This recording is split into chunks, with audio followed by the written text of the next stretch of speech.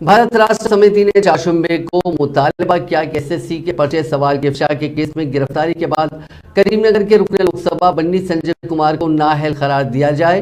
रियासती वुज़रा और बीआरएस के दूसरे कायदीन ने कहा कि स्पीकर लोकसभा को फौरी तौर पर कार्रवाई करते हुए संजय को नाअहल करार देना चाहिए, जिन्होंने संगीन नौयत के जुर्म का इर्तिकाब किया।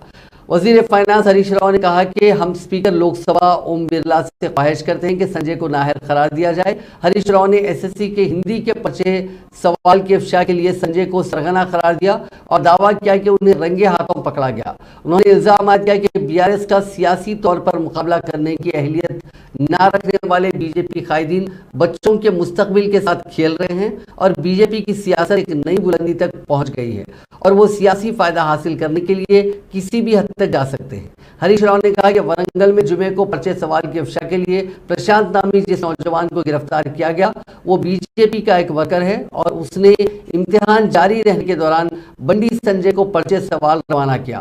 उन्होंने कहा कि यह हुकूमत को बदनाम करने की एक साजिश है, जबकि बीजेपी लीडर को रंगे हाथों पकड़ा गया।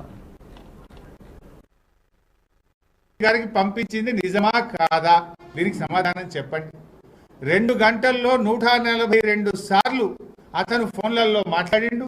అందులో బండి సంజయ్ గారికి కూడా ఆయన ఫోన్ చేసింది నిజమా కాదా సమాధానం చెప్పండి। పని కట్టుకొని ప్రశ్న పత్రాలను మీడియా గ్రూపులకు వెబ్సైట్లకు మీ ప్రోద్బలంతో పంపించింది నిజమా కాదా చెప్పండి। ప్రశ్న పత్రం వ్యాప్తిలో నీ ప్రమేయం లేకుంటే నీకు నిందితుడిచ్చిన సమాచారాన్ని ఎందుకు దాచారో సమాధానం చెప్పాలని అడుగుతా ఉన్నా। రోజుకో ప్రశ్నపత్రం లీకేజీ పేరు మీద నువ్వు కుట్రలు పన్నింది నిజం కాదా అని నేను అడుగుతా ఉన్నా।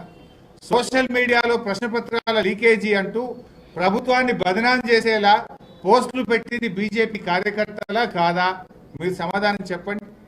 అంటే ప్రశ్నపత్రం మీకు 11 గంటల 20 నిమిషాలకు పంపాలని నిందితుడు చెప్పారు।